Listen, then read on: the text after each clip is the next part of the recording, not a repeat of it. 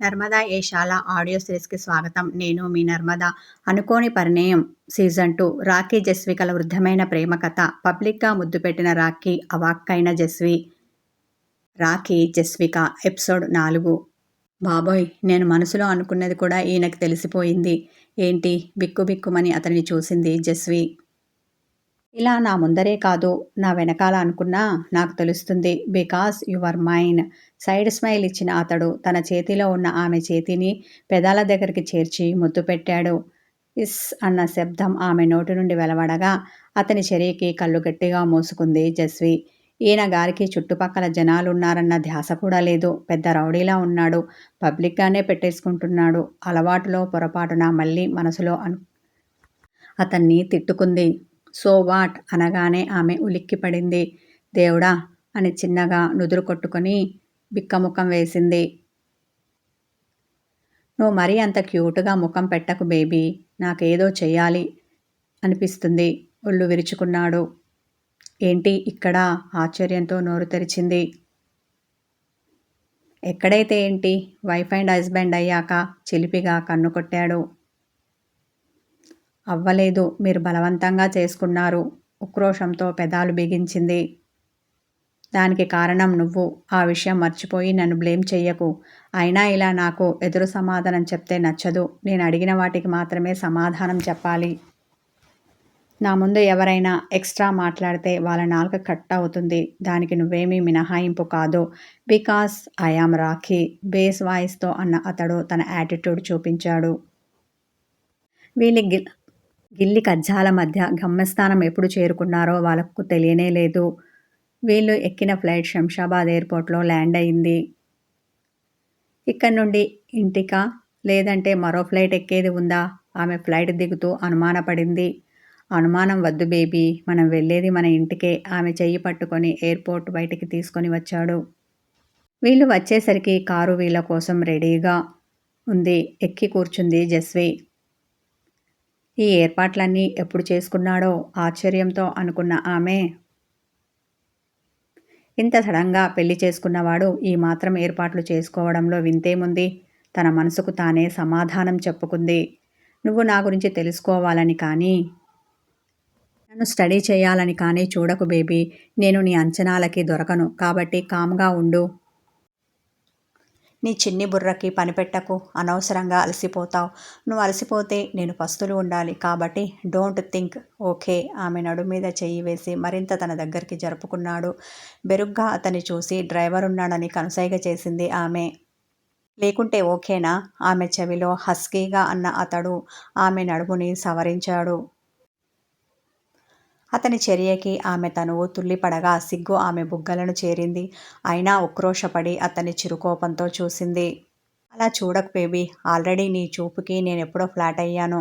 ఇప్పుడు చూశావు అంటే టెంప్ట్ అవుతాను. ఆ తర్వాత నన్ను బేర్ చేయడం నీకే కష్టమవుతుంది. పెదవి విరిచి భుజాలు కదిలించాడు. ఈయనకి నా కోపంలో కూడా రొమాన్స్ కనబడుతోందా? అనుమానించిన ఆమె మనసులో విసుక్కుంది. ఏం చెయ్యను మరి? నా బేబీ కోపంలో కూడా భలే క్యూట్గా ఉండి నన్ను ఊరిస్తుంది. చిలిపిగా కన్ను కొట్టి ఆమె బుగ్గ గిల్లాడు. అతడు గిల్లిన చోట చేత్తో రుద్దుకున్న ఆమె, మనం ఇంకా ఎంతసేపు జర్నీ చేయాలి? ఉదయం నుంచి ఏమీ తినకపోవడం వల్ల ఆమెకు ఆకలి వేసి అడిగింది. అతడి కళ్ళు చిన్నవి చేసి ఆమెను చూశాడు. ఆమె ముఖం నీరసంగా కనబడింది. అప్పుడే వాళ్ళు ఔటర్ రింగ్ రోడ్ దిగుతున్నారు.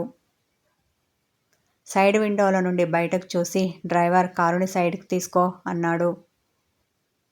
అతడు సైడ్కు పార్క్ చేయగానే, వెళ్ళి ఫ్రెష్గా జ్యూస్ తీసుకొనిరా. అతనికి డబ్బులు ఇచ్చాడు. డ్రైవర్ వెళ్ళి జ్యూస్ తెచ్చాడు. జస్వికకి ఇచ్చి తాగు అన్నాడు. ఆమె ఇంకేమీ మాట్లాడలేదు. తీసుకొని తాగేసింది. ప్రాణం కుదుటపడినట్టు అనిపించింది. డ్రైవర్ పోనీ అన్నాడు. మరో అరగంట తర్వాత కారు ఆగింది. జస్వికకి ఎప్పుడు కునుకు పట్టిందో తెలియదు. ఆమె రాఖీ భుజంపై తలపెట్టుకొని పడుకొని ఉంది.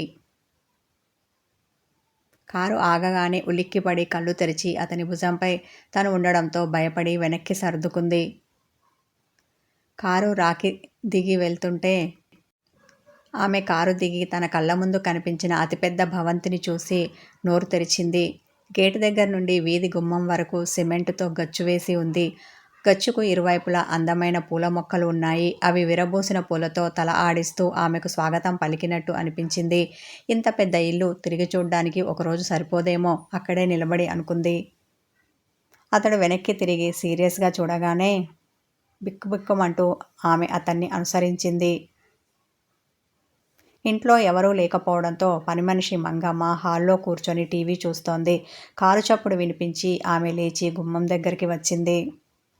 కారు దిగి రాఖీతో పాటు పెళ్లి బట్టలతో వస్తున్న ఆమెను చూసి ఆశ్చర్యపోయింది. అంత ఆశ్చర్యంలోనూ ఆమె బుర్ర పనిచేసింది. అయ్యగారు ఇక్కడే ఉండండి, నేనిప్పుడే వస్తాను అని వంటింట్లోకి పరిగెత్తింది.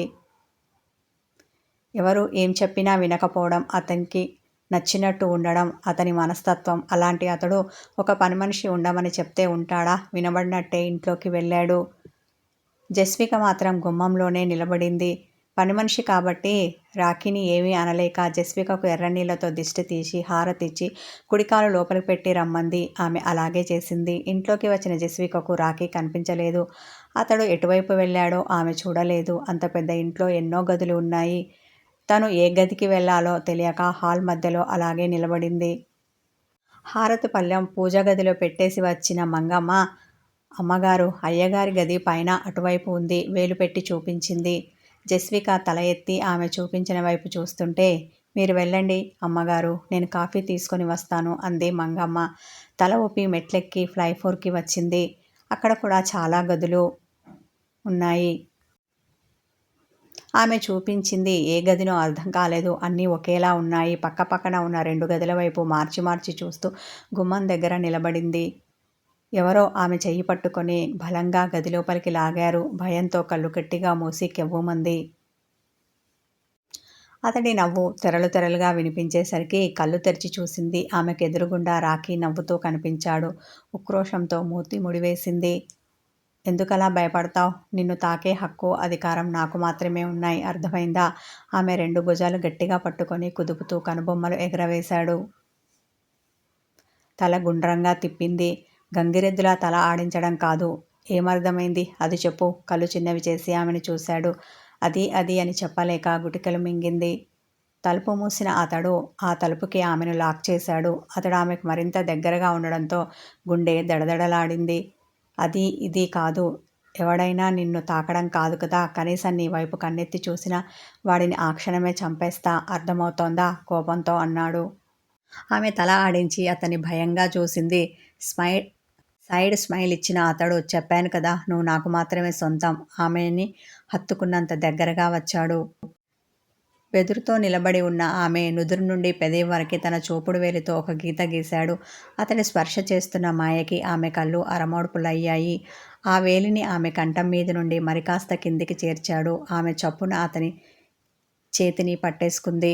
అతడు ఆమెను సీరియస్గా చూస్తుంటే కళ్ళు పెద్దవి చేసి తల అడ్డంగా ఊపింది.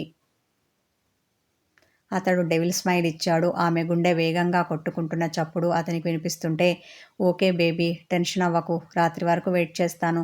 ఈలోపు నువ్వు ఫ్రెష్ అప్ అయి రెస్ట్ తీసుకో. ఆమె బుగ్గ తట్టాడు. ఆ గది తలుపు తీసుకొని బయటికి వెళ్ళాడు. అతడు వెళ్ళాక కానీ ఆమె గుండె కొట్టుకునే వేగం తగ్గలేదు. నీరసంతో అక్కడే ఉన్న సోఫాలో కూలబడింది. మంగమ్మ కాఫీ తెచ్చింది. దాంతోపాటు ఒక కవర్ కూడా. కాఫీ జస్వికకి ఇచ్చింది. అమ్మగారు, ఇవి మీకే అని ఆమె ఖాళీ చేసిన కాఫీ కప్పు తీసుకొని వెళ్ళింది. కవర్ ఓపెన్ చేసి చూసి షాక్ అయింది జస్వి. బాబోయ్, ఈయన ఇంత అడ్వాన్స్డ్గా ఉన్నాడేంటి? నన్ను ఇలా పెళ్లి చేసుకుంటానని ఇతనికి ముందే తెలుసా? అసలు నాకు పెళ్ళి అన్న విషయం ఇతనికి ఎలా తెలుసు? ఎవరు చెప్పి ఉంటారు? ఆలోచనగా అనుకుంది. ఆ గదిని కలిగి చూసి, ఈ గదే కాదు ఈ ఇల్లు, ఇందులోని ఫర్నిచర్ చూస్తుంటే వీళ్ళు బాగా గొప్పింటి వాళ్ళలా ఉన్నారు. మేము కనీసం మధ్యతరగతి వాళ్ళం కూడా కాదు. ఎలా చూసుకున్నా వీళ్లకు మాకు కామన్ రిలేటివ్స్ అంటూ ఎవరూ ఉండి ఉండరు. ఇక మా మధ్య రిలేషన్ ఉండడం అనేది అసాధ్యం. ఇంకా మా సొంతం ఊరు ప్రాంతం వేరు, వీళ్ళు వేరు. తరచుగా కలుసుకునే అవకాశం కాదు కదా! ఎక్కడో ఒకచోట చూసే అవకాశం కూడా లేదు. ఆలోచనలో మునిగింది జస్వి. ఆమెకి ఎంత ఆలోచించినా ఈ రాఖీ ఎవరు, తనని ఎందుకు పెళ్లి చేసుకున్నాడు అన్న విషయం అంతు చిక్కడం లేదు. ఆలోచనలతో తల పగిలేలా అనిపించింది. నీ చిట్టి బుర్రకు పనిపెట్టకు అన్న రాఖీ మాటలు ఆమెకు గుర్తుకు వచ్చాయి. నిజమే, ఈయన గురించి ఆలోచిస్తే తలనొప్పి తప్ప ఏమీ గుర్తుకు రాదు అనుకొని వాష్రూమ్కి వెళ్ళింది.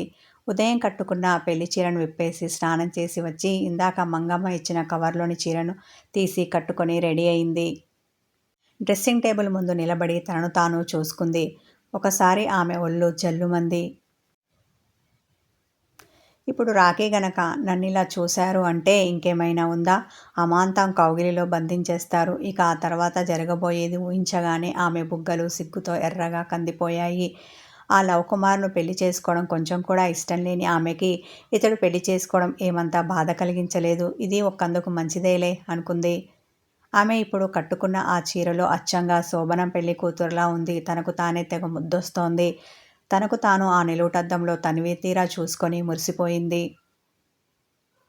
నాకు సైట్ కొట్టిన వాళ్ళు, నా అందం కోసం అరువులు చాచిన వాళ్ళు, నన్ను మూగగా ప్రేమించిన వాళ్ళు చాలామంది ఉన్నారు.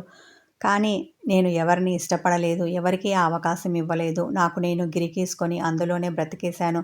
బుద్ధిగా నడుచుకున్నాను. అలా నన్ను ఇష్టపడిన వాళ్ళలో ఈయనేమైనా ఉన్నారా? ఎక్కడో ఒకచోట చూసి నన్ను ఇష్టపడ్డారా? అలా అయితే నేను కీగంటైనా ఇతన్ని చూసి ఉండాలి కదా! డీప్గా థింక్ చేస్తున్న జస్విక రాఖీని ఇంతకుముందు ఎప్పుడైనా చూశానేమోనని గుర్తు తెచ్చుకునే ప్రయత్నం చేసింది. ఆమెకు కొంచెం కూడా గుర్తుకు రాలేదు. ఏమోలే, పెదవి విరుపుతో అనుకుంది. ఇక ఆ లవకుమార్ ఉన్నాడు చూడు, వాడు మొదటి చూపులోనే నాకు నచ్చలేదు. కానీ ఏం చేస్తాం, పిన్నికి ఎదురు చెప్పలేదు. అందుకే నాకిష్టం లేకపోయినా మా పిన్ని చెప్పినా అతన్ని పెళ్లి చేసుకోవడానికి సిద్ధపడింది. కానీ చివరి నిమిషంలో ఇదిగో ఇలా ఈ రాఖీ నా జీవితంలోకి వస్తాడని, నా మెడలో 3 ముళ్ళు వేస్తాడని అసలు అనుకోలేదు. అనుకోనిది జరగడమే కదా జీవితం. చూడాలి ఈయన రాకతో నా జీవితం ఏ మలుపు తిరుగుతుందో అనుకుంది. ఇంతలో చిన్నగా తలుపు తట్టిన చప్పుడైంది. రాఖీ అయితే కాదు కదా అనుకోగానే ఆమె మనసులో చిలు అరచడి మొదలైంది. చిన్నగా నడుచుకుంటూ వచ్చి బెరుగ్గా తలుపు తీసింది. గుమ్మంలో పని మనిషి మంగమ్మని చూడగానే ఆమె మనసు నెమ్మదించింది. అమ్మయ్య అనుకొని నువ్వా అంది. అవును అమ్మగారు, మీరు రెడీ అయితే భోజనానికి రండి అంది. ఆయన ఎక్కడా? అటు ఇటు చూసింది. బయటికి వెళ్ళారు. రావడానికి ఆలస్యమవుతుందట. మిమ్మల్ని భోంచేసి రెస్ట్ తీసుకోమన్నారు అన్న ఆవిడ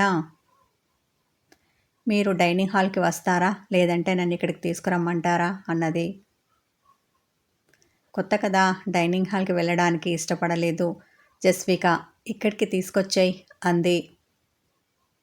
అలాగే నేను తల ఊపి వెళ్ళిన మంగమ్మ ఆమెకు భోజనం గదికి తీసుకొని వచ్చింది. ఉదయం నుండి తినకపోవడం వల్ల ఆకలితో నకనకలాడుతున్న జస్విక ఆవురావు అంటూ తినేసింది. పెళ్లి పనులతో వరుసగా 3-4 రోజుల నుండి సరైన నిద్ర లేదు. మంచం మీద ఇలా వాలిందో లేదో అలా నిద్ర పట్టేసింది ఆమెకు. అలా ఎంతసేపు నిద్రపోయిందో తెలీదు. చీకటి పడి ఎంతసేపయిందో అంతకన్నా తెలియదు. ఆమె తనుపై ఎవరో మునివేలతో కదులుతున్నాయి. అచ్చం క్రితంసారి ఆమెకి వచ్చిన కలలో కదిలినట్టుగా కథ కొనసాగుతుంది. హాయ్ వ్యూవర్స్, స్టోరీ నచ్చితే లైక్ చేయండి, కామెంట్ చేయండి, హైప్ చేయండి. Thank you.